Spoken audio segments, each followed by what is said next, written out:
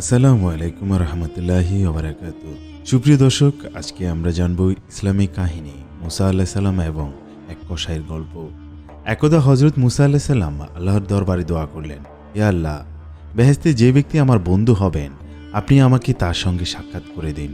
আল্লাহ রাব্বুল আলামিন বললেন, হে মুসা, অমুক শহরে অমুক বাজারে গিয়ে দেখো, এই রূপ চেহারার এক কসাই পাবে, সে ব্যক্তিই বেহেশতে তোমার বন্ধু হবেন।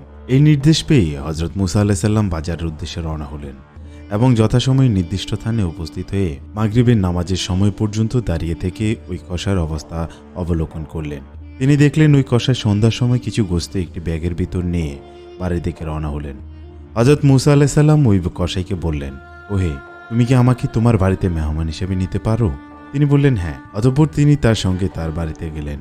ঘরে পৌঁছে কসাই তার গোস্তগুলো রান্না করল এবং ঘরের এক স্থানে ছোট্ট একটি থলে হতে পবিত্র বাচ্চার মতো অতি জীর্ণশীর্ণ এক বৃদ্ধাকে বাহির করে চামচের সাহায্যে তাকে গোস্তের সুররা তথা জোল খাওয়ালেন। হাত পা মুছে কাপড় চোপড় ধুয়ে শুকিয়ে দিলেন।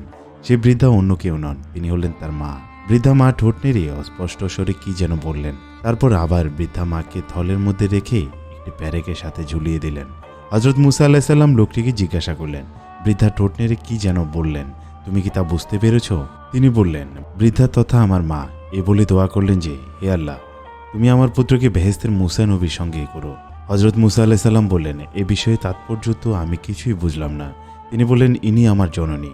বার্ধক্যের কারণে তিনি এত বেশি দুর্বল হয়ে পড়লেন, কোনো রকম ওঠা বসা ও চলাফেরা করার শক্তি তার নেই।